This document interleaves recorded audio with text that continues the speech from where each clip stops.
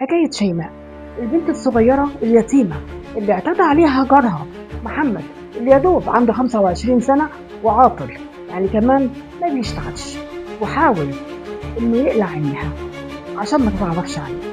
الحكاية كلها بدأت لما الأهالي لقوا بنت صغيرة عندها 13 سنة مرمية في وسط الأرض الزراعية، وشاب اعتدى عليها وجري، وفي خلال ساعة تم القبض عليه.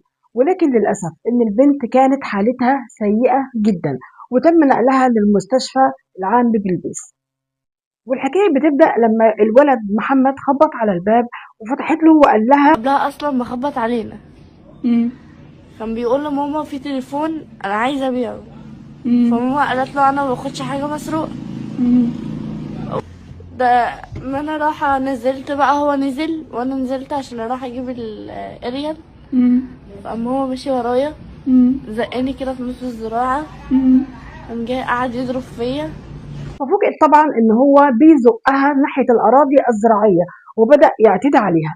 البنت طبعا فضلت تقاوم فيه، ولما حاولت إن هي تستغيث وتزعق بدأ يضربها على وشها وعلى دماغها، وبيقول لها فضل يضربني ويحط صبع في عيني، بيقول انا هخلع لك عينك عشان ما تشوفيش، عشان لما يجي يسألوكي ما تشوفيش مين اللي عمل فيكي كده.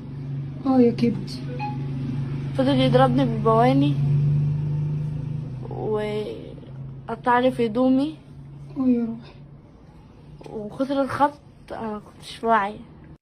بس والله يا بجحتك، لما تبقى جارهم وعايش جنبهم وعارفاك وشايفاك، وانت اللي زقتها ناحية الأرض الزراعية وضربتها واعتديت عليها، وفي الآخر تقول لها هقلع عينيكي علشان ما تقوليش إن أنا اللي عملت فيكي كده.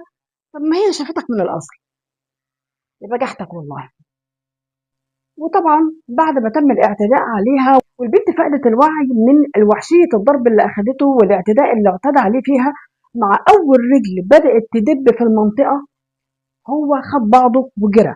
والأهل شافوا البنت وهي واقعة ودخلوها المستشفى. والأم طبعا، البنت غابت وما رجعتش لحد دلوقتي، والأم مريضة وتعبانة وشقيانة. الست دي بتشتغل في البيوت علشان تصرف على بناتها وبتسعى على لقمة عيشها. وشيماء نفسها بتشتغل في ورشة خياطة علشان تساعد مامتها. يعني الناس دي أغلب من الغلب.